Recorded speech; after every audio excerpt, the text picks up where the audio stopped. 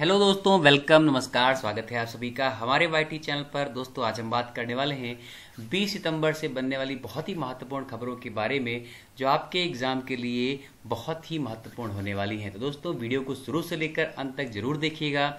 बहुत सारे प्रश्न आपके इसी वीडियो के अंदर छुपे हुए हैं। चलिए आइए स्टार्ट करते हैं वीडियो को पहले सवाल से। तो प्यारे प्यारे दोस्तों, पहला सवाल आपके पास आ गया है। देखिए पहला सवाल है, इंटरनेशनल टॉक लाइक अ पायरेट डे विश्व भर में कब मनाया जाता है? तो 18 सितंबर, 19 सितंबर, 20 सितंबर या फिर 21 सितंबर। International talk like day pirate day यह विश्व भर में कब मनाया जाता है? तो अगर सही जवाब की बात करें तो सही जवाब हो जाएगा ऑप्शन नंबर बी। आइए बात कर लेते हैं। इंटरनेशनल टॉक लाइक अ पायरेट डे यानी एक समुद्री डाकू दिवस की तरह अंतरराष्ट्रीय वार्ता विश्व भर में 19 सितंबर को मनाया जाता है। इस दिवस का उद्देश्य लोगों को अतीत के समुद्री लुटेरों की तरह बात करने और कपड़े पहनने के लिए प्रोत्साहित करना होता है। दोस्तों पहला सवाल बहुत ही महत्वपूर्ण था आपके लिए। आइए दूसरे सवाल की बात कर लेते हैं। हरमिलन कौर बैंस ने वारंगल में 60वीं राष्ट्रीय ओपन एथलेटिक्स चैंपियनशिप में किस स्पर्धा में राष्ट्रीय रिकॉर्ड बनाया है? तो हरमिलन कौर बैंस ने वारंगल में 60वीं राष्ट्रीय ओपन एथलेटिक्स चैंपियनशिप में किस स्पर्धा में राष्ट्रीय रिकॉर्ड बनाया है? 800 मीटर, 1500 मीटर, 1000 मीटर या फिर 100 मीटर। तो अगर हम सही जवाब की बात करें तो सही जवाब हो जाएगा ऑप्शन नंबर बी यानी कि 1500 मीटर। आइए जानकारी ले लेते हैं। तो पंजाब की रहने वाली हरमिलन कौर बैंस ने 16 सितंबर 2021 को वारंगल में हो रही 60वीं राष्ट्रीय ओपन एथलेटिक्स चैंपियनशिप में महिलाओं की 1500 मीटर दौड़ में 4.0539 का समय निकालकर महिलाओं की 1500 मीटर स्पर्धा में गोल्ड मेडल जीता है, स्वर्ण पदक। तो ये क्वेश्चन आपके लिए बहुत ही इंपॉर्टेंट हो सकता है। सारे बच्चे हमें कमेंट में इस प्रश्न का उत्तर जवाब जरूर दीजिए कि पंजाब के हाल ही में सीएम जी ने इस्तीफा दिया है तो उनका नाम क्या था? चलिए सवाल नंबर 3 की बात कर लेते हैं। डेटा अनियमितताओं के मुद्दों के कारण अब वार्षिक डूइंग बिजनेस रिपोर्ट जारी नहीं की जाएगी। रिपोर्ट किस संगठन के द्वारा जारी की गई थी? तो देखिए डेटा अनियमितताओं के मुद्दों के कारण अब जो डूइंग बिजनेस की रिपोर्ट जारी की जाती थी वो नहीं की जाएगी। यह रिपोर्ट कौन से संगठन के द्वारा जारी की जाती थी? विश्व बैंक, अंतर्राष्ट्रीय मुद्रा कोष, विश्व आर्थिक मंच या फिर संयुक्त राष्ट्र विकास कार्यक्रम। तो सही जवाब की बात करें तो सही जवाब हो जाएगा ऑप्शन नंबर ए यानी कि विश्व बैंक। अब आइए जानकारी ले लेते हैं। विश्व बैंक समूह ने डूइंग बिजनेस रिपोर्ट को बंद करने की घोषणा की है। विश्व बैंक की स्थापना 1944 में हुई थी, ब्रेटन वुड्स, न्यू हैम्पशायर, संयुक्त राज्य में। अगर बात करें अमेरिका की तो अमेरिका की राजधानी है वाशिंगटन डीसी, संयुक्त राज्य अमेरिका, और यहीं पर आपको हेडक्वार्टर मिलता है वर्ल्ड बैंक का। अध्यक्ष हैं इसके डेविड मालपास, संस्थापक जॉन मेनार्ड कीन्स और हैरी हेक्स्टर वाइट। सहयोगी कंपनियां हैं अंतर्राष्ट्रीय वित्त निगम, फाइनेंशियल, मूल संगठन में संयुक्त राष्ट्र और विश्व बैंक समूह इसके मेन ऑर्गेनाइजेशन होते हैं। चलिए दोस्तों आपको बता देते हैं कि वाशिंगटन डीसी जो है वो पोटोमैक नदी के किनारे पड़ता है। आप सभी को कमेंट बॉक्स में इस प्रश्न का जवाब जरूर देना है कि अमेरिका की संसद का नाम क्या है? अमेरिका की संसद का नाम क्या है? चलिए सवाल नंबर 4 की बात कर लेते हैं। तो किस संस्था ने पानी की बूंदों, बारिश की बूंदों, पानी की धाराओं और समुद्र की लहरों से बिजली पैदा करने वाला अनूठा और अभिनव उपकरण लॉन्च किया है? किस संस्था ने पानी की बूंदों, बारिश की बूंदों और समुद्र की लहरों से बिजली पैदा करने वाले अनूठे अभिनव उपकरण को लॉन्च किया है? तो IIT Hyderabad, IIT Kanpur, IIT Madras या फिर आईआईटी दिल्ली। तो 4 नंबर के सही जवाब की बात करें तो ये काम किया है आईआईटी दिल्ली ने, यानी कि option number D. IIT Delhi के शोधकर्ताओं ने एक अभिनव उपकरण तैयार किया है जो पानी की बूंदों, बारिश की बूंदों और लहरों से बिजली को उत्पन्न करेगा। डिवाइस को liquid solid interface tribo electric nano generator के नाम से जाना जाता है। तो ये भी आपको याद रखना होगा। अब बात कर लेते हैं आईआईटी दिल्ली की। तो इसकी स्थापना हुई है 1961 में। इसके अध्यक्ष हैं डॉक्टर आर चिदम्बरम जी और इसके डायरेक्टर हैं डॉक्टर वी राम गोपाल राव जी। तो ये जानकारी आपके लिए बहुत ही महत्वपूर्ण है। दोस्तों जल्दी से बताएंगे दिल्ली के सीएम किस पार्टी से हैं? कमेंट बॉक्स में इस प्रश्न का जवाब जरूर दीजिएगा। हाल ही में बने मंत्रियों के समूह GOM का प्रमुख कौन है? तो दोस्तों हाल ही में एक समूह बनाया गया है जिसका नाम है GOM। इसका प्रमुख कौन है? राजनाथ सिंह, नितिन गडकरी, स्मृति ईरानी या फिर किरण रिजिजू?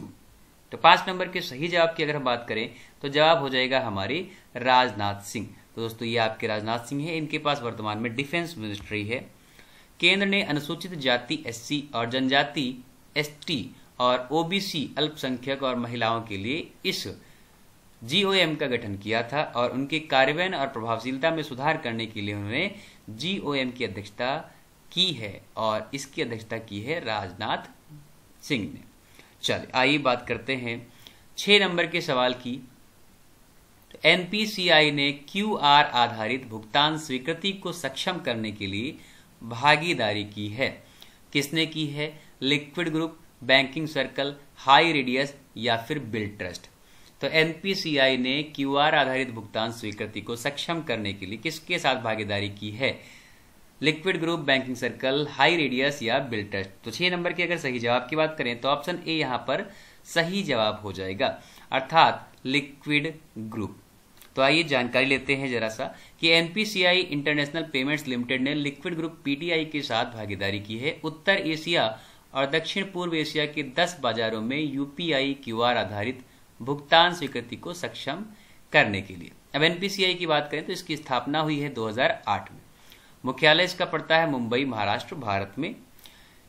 अगर हम बात करें तो प्रबंध निदेशक इसके CEO AP जी हैं और AP दिलीप नाम है इनका, याद रखिएगा। ठीक है, चलिए बहुत अच्छी बात है। यहाँ पर थोड़ा सा मिस प्रिंट हो गया है, कोई बात नहीं। न्याय वितरण विभाग द्वारा दरवाजे पर शुरू किए गए अभियान का नाम बताएं। न्याय वितरण विभाग के द्वारा दरवाजे पर शुरू किए गए अभियान का नाम बताएं। सेवा समर्पण, न्याय रक्षा, एक पहल या अपना हक? न्याय वितरण विभाग द्वारा दरवाजे पर शुरू किए गए अभियान का नाम बताइए। दोस्तों 7 नंबर के अगर सही जवाब की बात करें तो यहां जवाब हो जाएगा आपका ऑप्शन नंबर C, यानी कि एक पहल। अब बात करते हैं कानून और न्याय मंत्रालय के तहत न्याय विभाग ने टेली लॉ के तहत बड़े पैमाने पर पंजीकरण को प्रोत्साहित करने के लिए एक पहल एक सभी अभियान स्टार्ट किया है। चलिए 8 नंबर के सवाल की बात करें। भारत का 61वां सॉफ्टवेयर टेक्नोलॉजी पार्क सेंटर कहां खोला गया है? भारत का 61वां सॉफ्टवेयर टेक्नोलॉजी पार्क सेंटर कहां खोला गया? अरुणाचल प्रदेश, नागालैंड, असम या फिर तेलंगाना? तो 8 नंबर के अगर सही जवाब की बात करें तो जवाब हो जाएगा आपका B, यानी कि नागालैंड। अब बात कर लेते हैं नागालैंड के बारे में। तो नागालैंड की स्थापना 1 दिसंबर 1963 को होती है। राजधानी इसकी कोहिमा है, सबसे बड़ा शहर दीमापुर है और 12 जिले इसके अंतर्गत आते हैं। राज्यपाल यहाँ के जगदीश मुखी जी हैं। मुख्यमंत्री यहाँ के नेफ्यू रियो हैं NDPP से। विधायिका यहाँ पर एक सदनी चलती है 60 सीटों के साथ। राज्यसभा यहाँ पर 1 है, लोकसभा यहाँ पर 1 है। नागालैंड का एक फेस्टिवल दोस्तों बहुत फेमस रहता है जिसका नाम है हॉर्न बिल। इसे भी आपको याद रखना होगा। ठीक है, चलिए 9 नंबर के प्रश्न की बात करें तो किसे 2021 इंटरनेशनल यंग इको हीरो के रूप में नामित किया गया है? किसे 2021 इंटरनेशनल यंग इको हीरो के रूप में नामित किया गया है? Yasin Merchant, Alejandro Prieto, Pankaj Advani, Ayan Sankta? तो 9 नंबर के अगर सही जवाब की बात करें दोस्त तो ऑप्शन नंबर डी यहां पर सही हो जाएगा, आयान संकटा। महत्वपूर्ण बिंदु की बात करें तो मुंबई महाराष्ट्र के एक 12 वर्षीय पर्यावरण कार्यकर्ता आयान संकटा ने अपनी परियोजना पवई झील के संरक्षण और पुनर्वास के लिए आयु समूह 8 से 14 तक के तहत तीसरा पुरस्कार जीता है और यंग इको हीरो अवार्ड 2021 के 25वें वैश्विक विजेताओं में से एक बन गए हैं। पुरस्कार द एक्शन फॉर नेचर ने दिया है। द एक्शन फॉर नेचर का हेडक्वार्टर पड़ता है सैन फ्रांसिस्को में। आपको बताना है यह सैन फ्रांसिस्को कहां पड़ेगा, तो याद रखिएगा USA में। चलिए 10 नंबर की बात करें। माई गवर्नमेंट इंडिया के द्वारा हाल ही में टेक उद्यमियों और भारतीय स्टार्टअप के लिए किसको लॉन्च किया गया है? तो भारतीय स्टार्टअप के लिए माई गवर्नमेंट इंडिया के द्वारा क्या लॉन्च किया गया है? Platinum innovation challenge, success challenge, tech challenge या फिर गो चैलेंज। तो 10 नंबर का सही जवाब हो जाएगा ऑप्शन नंबर ए, यानी कि planetarium innovation challenge. Important points की बात करें तो माई गवर्नमेंट इंडिया के द्वारा हाल ही में टेक उद्यमियों और भारतीय स्टार्टअप के लिए प्लैटिनियम इनोवेशन चैलेंज लॉन्च किया गया है। इस उद्देश्य स्थानीय स्टार्टअप और तकनीकी फर्मों को एक साथ लाना है। इसका उद्देश्य चलिए, जिसमें स्वदेशी प्लैटिनियम सिस्टम सॉफ्टवेयर बनाने की क्षमता है।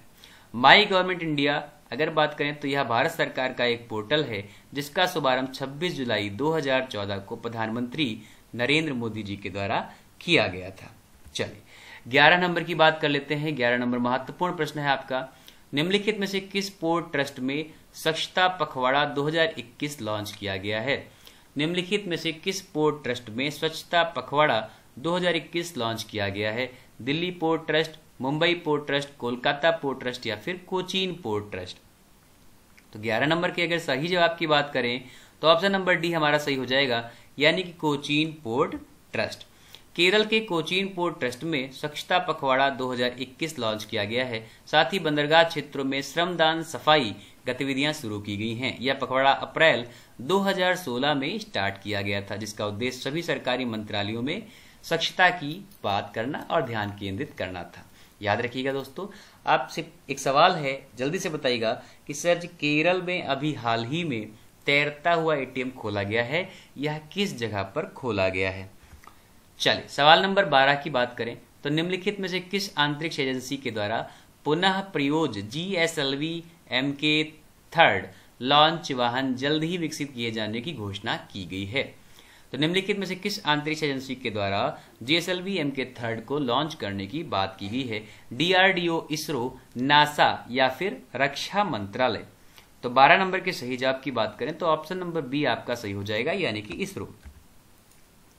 इसरो ने GSLV MK3 को लॉन्च करने की बात की गई है, जो कि क्या करेगा सर जी? वाहनों को लंबवत रूप से उतारने में मदद करेगा। अब इसरो की जानकारी ले लेते हैं। इसका मुख्यालय पड़ता है बेंगलुरु में। संस्थापक हैं विक्रम अम्बलाल साराभाई। स्थापना हुई थी 15 अगस्त 1969 में। प्रशासक हैं कैलाशवदेव सिवान, यानी कि के सिवान। ठीक है, इसे शॉर्ट फॉर्म में के सिवान कह सकते हैं। निदेशक भी यही हैं। मूल संगठन अंतरिक्ष विभाग है। सहयोगी कंपनी विक्रम साराभाई अंतरिक्ष केंद्र है। चलिए 13 नंबर के सवाल की अगर बात करें तो भारत के किस पड़ोसी देश ने हाल ही में एशिया प्रशांत मुक्त व्यापार में शामिल होने के लिए आवेदन किया है? तो भारत के किस पड़ोसी देश ने एशिया प्रशांत मुक्त व्यापार में शामिल होने के लिए आवेदन किया? श्रीलंका, भूटान, बांग्लादेश या फिर चीन? 13 नंबर के अगर सही जवाब की बात करें, 13 नंबर का सही जवाब हो जाएगा ऑप्शन नंबर डी, यानी कि चीन। अब अगर हम लोग बात करें चीन की तो चाइना का ये क्षेत्र आपके पास है। ये आपको जो क्षेत्र यहाँ पर दिखाई पड़ रहा है, ये क्षेत्र आपका चाइना है। ये ऊपर वाला जो क्षेत्र है ये मंगोलिया का क्षेत्र है और ये पूरा क्षेत्र जो है वो रशिया का क्षेत्र हो जाएगा। ठीक है, ये जो द्वीप समूह दिख रहे हैं आपको, ये जापान है और ये है कोरिया। चलिए तो चीन की कहानी है, आइए चीन के बारे में देख लेते हैं। भारत के पड़ोसी देश चीन ही ने हाल ही में इस बात का आवेदन दिया है। 11 देशों के एशिया प्रशांत मुक्त व्यापार में शामिल होने की बात की है। अब ये देश कौन कौन से हैं? तो Australia, Brunei, Chile, Canada, Japan, Mexico, Malaysia, Peru, New Zealand, Singapore और वियतनाम, ये सब शामिल हैं। अब चाइना ने आवेदन किया है। चाइना की राजधानी बीजिंग है। सबसे बड़ा शहर संघाई है। मुद्रा यहाँ की रेनमिनबी युआन है। राजभाषा मंडारियन है जो कि सर्वाधिक बोली जाती है। चीनी सरकार समाजवादी गणराज्य पर आधारित है। राष्ट्रपति यहाँ के शी जिनपिंग है और प्रधानमंत्री यहाँ के ली कशियांग है। चलिए 14 नंबर के सवाल की बात कर ले तो किस भारतीय खिलाड़ी ने एशियाई स्नूकर चैंपियनशिप 2021 का खिताब जीता है? किस भारतीय खिलाड़ी ने एशियाई स्नूकर चैंपियनशिप का 2021 खिताब जीत लिया है? आदित्य मेहता, पंकज आडवाणी, गीत सेठी या यासीन मर्चेंट? तो 14 नंबर के सही जवाब की अगर हम बात करें तो ऑप्शन नंबर बी आपका जवाब बिल्कुल सही हो जाएगा, अर्थात पंकज आडवाणी। हाल ही में भारत के शीर्ष स्नूकर और बिलियर्ड्स खिलाड़ी पंकज आडवाणी ने लगातार दूसरी बार एशियाई स्नूकर चैंपियनशिप खिताब अपने नाम किया है, इस बात को ध्यान रखिएगा। उन्होंने फाइनल में ईरान के आमिर सरखोजा को हराया है। 36 साल के आडवाणी ने 2019 में एशियाई चैंपियनशिप का खिताब भी अपने नाम किया था। तो ये जानकारी आपके लिए महत्वपूर्ण है। अब बात करेंगे अपने अंतिम सवाल के बारे में। सहभागी ग्रामीण अर्थव्यवस्था और बुनियादी ढांचे को मजबूत करने के लिए मातृभूमि योजना किस राज्य सरकार ने स्टार्ट की है? अच्छा सवाल है, ध्यान रखिएगा। तो मातृभूमि योजना किसने स्टार्ट की है? राजस्थान, हिमाचल प्रदेश, उत्तर प्रदेश या फिर मेघालय। तो 15 नंबर के अगर हम लोग सही जवाब की बात करें तो ऑप्शन नंबर सी आपका सही हो जाएगा, यानी कि उत्तर प्रदेश। उत्तर प्रदेश के मुख्यमंत्री योगी नाथ जी ने उत्तर प्रदेश में मातृभूमि योजना की शुरुआत की है। अगर हम बात करें तो योगी आदित्यनाथ के अनुसार इस योजना के द्वारा विकास कार्यों में आम जनता को शामिल किया जाएगा। पारदर्शिता लाने की बात की गई। उत्तर प्रदेश की राजधानी है लखनऊ, सबसे बड़ा शहर यहाँ का है कानपुर। जनसंख्या की बात करें तो लगभग 19 करोड़ आपकी जनसंख्या है। अगर हम बात करें यहाँ पर जिलों की संख्या तो 75 है। गठन 24 जनवरी 1950, इसके पहले से संयुक्त प्रांत के नाम से जाना करते थे 1937 से। राज्यपाल यहाँ के आनंदीबेन पटेल हैं, मुख्यमंत्री आदित्य योगीनाथ जी हैं और न्यायालय यहाँ का इलाहाबाद उच्च न्यायालय लगता है। दोस्तों उम्मीद करते हैं आपको वीडियो पसंद आई होगी, संबंधित जानकारी आपको अच्छी लगी होंगी। अगर वीडियो पसंद आई है तो खूब सारा शेयर करिए अपने दोस्तों में, और अगर कोई और कंटेंट की आपको आवश्यकता है तो कमेंट बॉक्स में इस बात को जरूर बताएं। मैं मुलाकात करता हूं आपसे कल फिर नई वीडियो के साथ, नई ऊर्जा के साथ। तब तक के लिए नमस्कार, धन्यवाद, जय हिंद।